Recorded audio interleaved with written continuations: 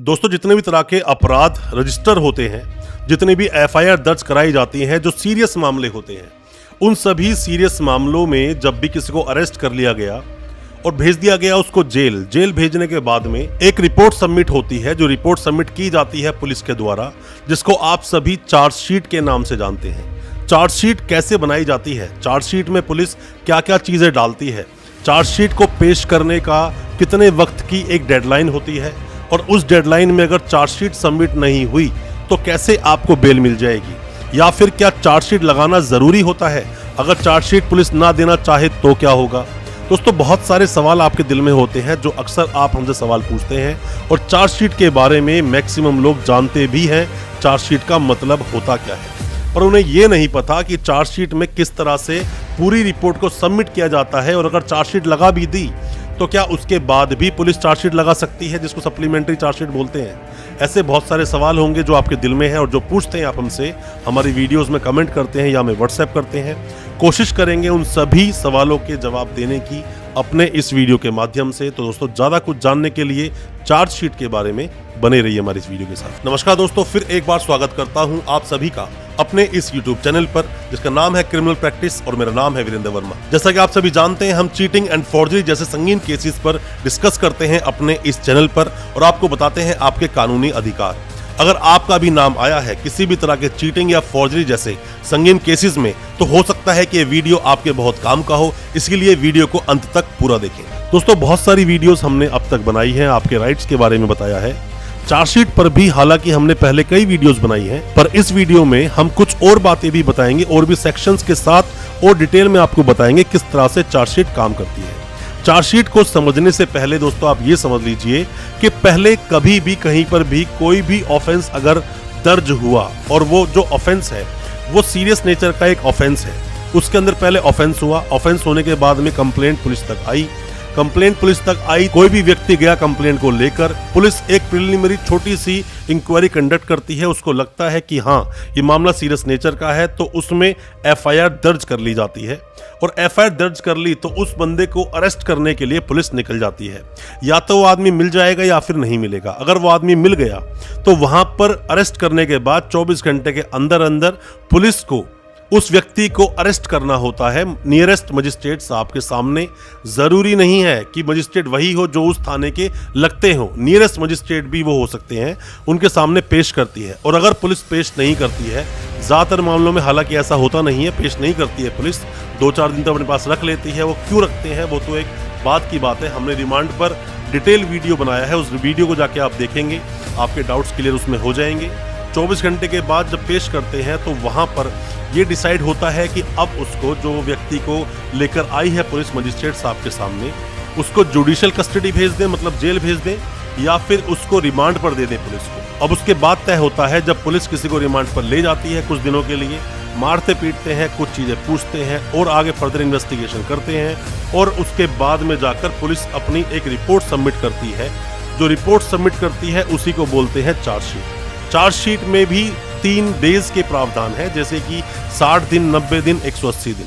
कुछ केसेस में 60 दिनों में चार्जशीट लगाई जाती है, कुछ सीरियस मामले और अपराध होते हैं 90 डेज में, और कुछ मामले और होते हैं जैसे एनडीपीएस भी उसके अंदर आता है, उसमें 180 डेज तक पुलिस अपनी चार्जशीट लगा सकती है, पुलिस अपनी इन्वेस्टिगेशन की रिपोर्ट सबमिट कर सकती है। दोस्तों, अगर ये वीडियो आपको अच्छा लग रहा है तो अभी इस वीडियो को लाइक करें, ताकि इसी तरह की लाइक से हमें मोटिवेशन मिल सके और प्रोत्साहन मिल सके इसी तरह की लीगल अवेयरनेस की वीडियोस आप तक पहुंचाने के लिए। और आप अगर पहली बार आए हैं हमारे इस चैनल पर, पहली बार देख रहे हैं हमारे इस वीडियो को, हमारे चैनल को अभी सब्सक्राइब करें, साथ में लगा बेल आइकन जरूर दबा दें, ताकि इसी तरह की लीगल अवेयरनेस की वीडियोस आप तक पहुंच सके सबसे पहले।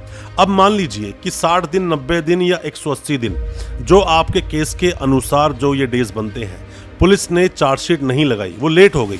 हालांकि जो भी वकील साहब इस केस के अंदर होंगे वो इस पर नजर रखते हैं हमेशा, और ऐसा हुआ फिर भी अगर लेट हो जाते हैं तो 167(2) 167 सब सेक्शन 2 में ये प्रावधान है कि आप डिफॉल्ट बेल लगा सकते हैं। डिफॉल्ट बेल पर डिटेल वीडियो हमने बनाया था, उस वीडियो को जाकर आप जरूर देख लें। डिफॉल्ट बेल के बारे में आप सब कुछ आसानी से जान जाएंगे। डिफॉल्ट बेल आप लगाएंगे, आपको बेल जरूर मिल जाएगी। हो सकता है कि पहले ही एप्लीकेशन आईओ साहब लगा दे पीपी साहब की मदद से कि अभी मुझे और फर्दर इन्वेस्टिगेशन करनी है।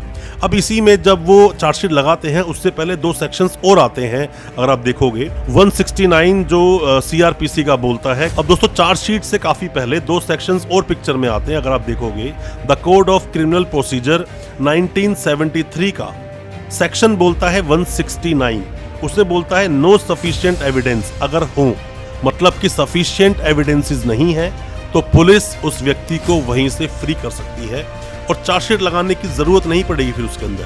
पर अगर सफिशिएंट ग्राउंड्स हैं, सफिशिएंट एविडेंस हैं, तो 170 में वो फिर आगे उस रिपोर्ट को आगे बढ़ाते हैं, अरेस्ट भी करते हैं, आगे चार्जशीट पर भी काम करते हैं और इन्वेस्टिगेशन आगे बढ़ जाती है। ये दोनों सेक्शंस उस चीज में आते हैं। या फिर आप ये मान लीजिए एक 173 का सब सेक्शन 8 बोलता है कि पुलिस ने चार्जशीट लगा दी, मान लीजिए 5 लोगों के नाम है, 3 लोग अरेस्ट हो गए, 3 लोग जो अरेस्ट हैं उनके अगेंस्ट चार्जशीट लगा दी। अब जो 2 एब्सकॉन्ड है वो सोचेंगे चार्जशीट तो लग गई, हमारा क्या रोल आएगा, देखा जाएगा वो जो होगा। तो यहाँ पर पुलिस के पास पावर है 173 सब सेक्शन 8 में the code of criminal procedure 1973 के अंदर कि अब पुलिस यहाँ सप्लीमेंट्री चार्जशीट लगा सकती है। जो फर्दर इन्वेस्टिगेशन पुलिस ने की है या जो करेगी वो सप्लीमेंट्री का जो प्रावधान है वो उसी में दिया गया है। एफएसएल की रिपोर्ट्स भी आती है, बहुत सारे मामलों में आपने देखा होगा चार्जशीट तो लग गई, सप्लीमेंट्री चार्जशीट भी लग गई, उसके बावजूद अभी तक एफएसएल की रिपोर्ट नहीं आई। एफएसएल की रिपोर्ट बहुत मायने भी रखती है क्योंकि एफएसएल रिपोर्ट ये बताती है किस तरह से और पक्के और कॉन्क्रीट एविडेंसेस मिले हैं उस केस में, उस व्यक्ति के अगेंस्ट जिसको अरेस्ट किया गया था। ऐसे मामले कई सारे होते हैं। कॉग्निजेबल और नॉन कॉग्निजेबल ऑफेंसेस क्या होते हैं, एफआईआर कब दर्ज होती है कि पहले तो अपराध ही होगा, अपराध के बाद ये डिसाइड करता है कि मामला कॉग्निजेबल है या फिर नॉन कॉग्निजेबल है। अब चार्जशीट लग गई, चार्जशीट लगने के बाद में आप बिल्कुल सेटिस्फाई नहीं है उस पुलिस की इन्वेस्टिगेशन से, जो पुलिस ने इन्वेस्टिगेशन की है पूरी, तो वहां पर आप एक प्रोटेस्ट पिटीशन लगा सकते हैं। प्रोटेस्ट पिटीशन लगा सकते हैं और दोबारा से री इन्वेस्टिगेशन जिसको आप बोलते हो, री इन्वेस्टिगेशन की डिमांड कर सकते हैं। बस आपके वकील साहब को वहां मजिस्ट्रेट साहब सेटिस्फाई करना होगा अपनी बातों से कि हाँ यहाँ पर इस केस में ठीक तरह से इन्वेस्टिगेशन नहीं हुई है, री इन्वेस्टिगेशन की जानी चाहिए। दोस्तों चार्जशीट चाहे वो कितनी भी बड़ी बनाए, पुलिस वाले कितनी बड़ी भी चार्जशीट बनाए, तो उसके अंदर कुछ चीजें बहुत ही जरूरी होती हैं देखने वाली। अगर आप कोई भी वकील साहब हैं और आप इस वीडियो को देख रहे हैं, आप नए वकील साहब हैं या फिर अभी इंटर्नी हैं या फिर अभी वकालत कंप्लीट की है आपने, अब आप प्रैक्टिस में आना चाहते हैं, तो जो भी लगी है चार्जशीट उसमें कुछ चीज़ों पर आप ध्यान दें। जैसे कि लिस्ट ऑफ विटनेस, कितने विटनेस हैं उस पूरे केस में, पब्लिक विटनेस कितने हैं और कितने पुलिस के विटनेस हैं या फिर कितने डॉक्टर्स हैं या क्या जो एक्सपर्ट कितने लोग हैं उसके अंदर, वो सब देखना ज़रूरी होता है। पब्लिक विटनेस बहुत मायने रखते हैं क्योंकि किसी भी केस में अगर पब्लिक विटनेस नहीं है, क्योंकि ऐसी काफ़ी सारी गाइडलाइंस हैं, किसी भी केस में 2 इंडिपेंडेंट विटनेसेस का होना ज़रूरी होता है। पुलिस की जो इन्वेस्टिगेशन है बायस हो सकती है, पुलिस की इन्वेस्टिगेशन बायस भी हो सकती है, गवाही भी बायस हो सकती है, पर इसीलिए इंडिपेंडेंट विटनेसेस को लाया जाता है। ये आप जरूर देख लें, साथ में आप देख लें उसके अंदर की कौन कौन से लिस्ट ऑफ डॉक्यूमेंट्स क्या क्या है। लिस्ट ऑफ डॉक्यूमेंट्स आप देखें, किसने क्या गवाही दी, 161 के किसके क्या बयान है, मामला पॉक्सो का है, रेप का है, 164 के बयान आप बहुत अच्छे से पढ़िए। साथ में देखिए उसके अंदर कि पुलिस ने किस तरह से पूरी चार्जशीट रेडी की है, कहीं कोई पेपर मिसिंग तो नहीं, क्योंकि जब मामला आगे जाता है तो वहां पर एडमिशन डिनायल की भी बात आएगी आपके सामने, वहां भी चार्जशीट आपकी मदद करती है।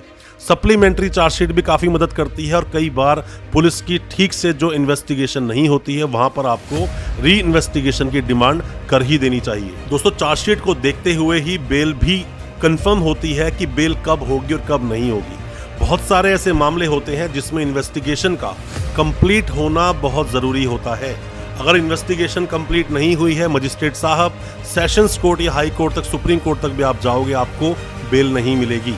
और अगर इन्वेस्टिगेशन इतना बड़ा रोल प्ले नहीं करती है, मान लीजिए चीटिंग का मामला है, छोटा चीटिंग का मामला है, 1 लाख रुपए की चीटिंग आपने की है, क्लियर कट सिर्फ एक ही कंप्लेनेंट है, आप कॉम्प्रोमाइज करके पहुंच जाते हैं 10-15 दिन के अंदर, तो आपको बेल मिल जाएगी। ऐसे कई सारे मामले जो कॉम्प्रोमाइज कर सकते हो, जिसके अंदर कंपाउंड कर सकते हो, उन मामलों में आप जाओगे, आपको बेल मिल जाएगी। कंप्लीट इन्वेस्टिगेशन होना उसमें ज़रूरी नहीं होता, बट जो सीरियस मामले होते हैं, कोई भी मामला 10 साल ज़्यादा की उसके अंदर सज़ा का प्रावधान है, इन मामलों में आप अक्सर देखोगे तो जब तक चार्जशीट नहीं लगती तब तक कोर्ट भी नहीं मानता कि बेल दी जानी चाहिए। वो सब आपके वकील साहब के आर्ग्यूमेंट्स पे डिपेंड करता है।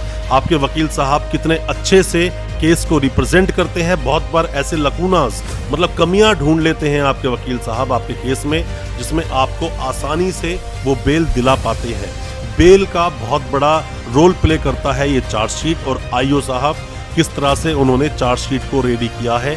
सभी आईओ साहब को उतनी नॉलेज केसेस के बारे में, उतनी नॉलेज कानून के बारे में नहीं होती अक्सर कि वो हर बातों पर डिटेल में मेंशन कर पाएं। तो कई बार तो ऐसा देखोगे आप चार्जशीट्स को बहुत अच्छी चार्जशीट बनाई जाती है, और कई बार चार्जशीट्स आप देखोगे पतली चार्जशीट बनती है, उसमें ज़्यादा स्ट्रांगली आपके केस को प्रेजेंट ही नहीं किया जाता आईओ साहब के द्वारा। और कई बार मजिस्ट्रेट साहब इसी बात को लेकर वहाँ आईओ साहब को फटकार लगाते हैं, डांटते हैं और बोलते हैं कि आपकी इन्वेस्टिगेशन ठीक से नहीं हुई है, क्योंकि इन्वेस्टिगेशन बायस हो सकती है, एक तरफा इन्वेस्टिगेशन की जा सकती है।